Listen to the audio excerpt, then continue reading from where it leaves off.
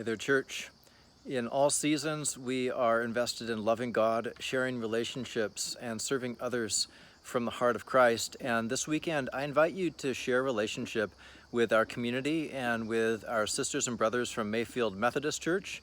They are organizing a 9/11 commemoration service that's going to happen at Parkside at 9:30 a.m. I'm really glad that they've invited me to take part in it, and it's going to be a time for us to remember the significance of what happened 20 years ago on 9/11. To pray for our nation, to give thanks for the first responders in our community and across the nation, and to pray for them.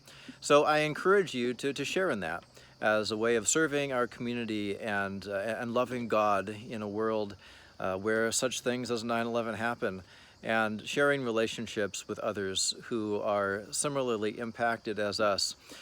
On 9/11, we were living in Princeton, New Jersey, when the planes hit the towers and the Pentagon and went down in Pennsylvania. I was working at the Princeton Seminary Archives, where it just felt like everything came to a stop. It really did, all of our work, and we were just glued to the computer monitors watching the live coverage.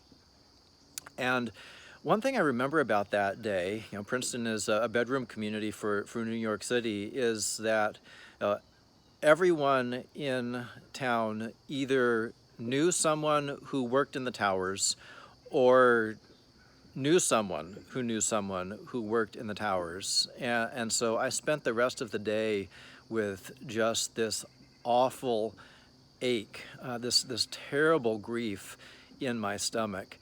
And it was actually a beautiful day. I recall vividly going out and walking on the tow path, the path along the canal outside of where our apartment was, where I enjoyed running and walking and seeing wildlife, and thinking, this is just so bizarre.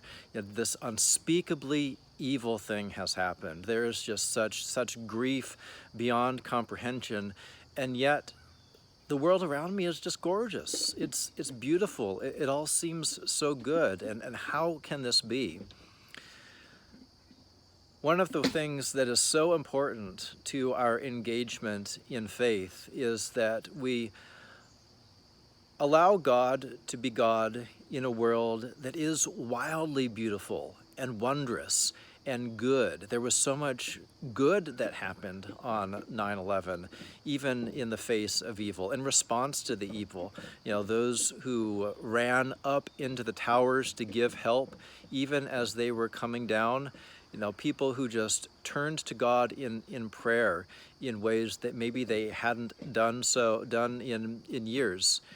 Ways that after 9/11, lots of people decided there is a way of service that I want to give my life to, service for our nation, ways that I want to be part of peace and good happening in the world in response to terrible things. And that seems like the posture of Jesus in our world. Jesus knew as much as anyone that evil happens in the world. He himself was victim to it, absorbed it in his death. But when he rose from the dead, he didn't talk about revenge. He didn't talk about vengeance. He didn't hold any grudges at all. He rose from the dead, breathing out peace and empowering his disciples to go out to be people who are grounded in God's beauty and God's justice, in God's goodness, and being examples of his healing work, taking part in his healing work. And that's why we have these groups forming. It could be a book club, it could be the Renovare book club, it could be the grandparents group. We're going to have more groups forming because it's so important to attend to what is actually shaping our imaginations, what's shaping our responses to what it's like to live in this world. And as the church, what we want to have shaping them is the gospel of Jesus. because it's so easy to get sucked into patterns of thought that are not part of the world's renewal. And that is what God is up to, the world's renewal.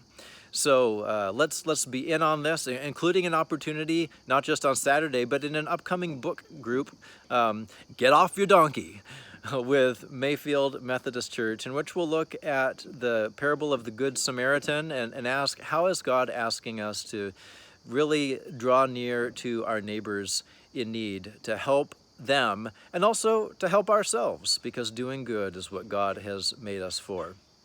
That book group is going to happen starting the first Thursday in October. It'll go for about 6 weeks, meeting at 7 o'clock.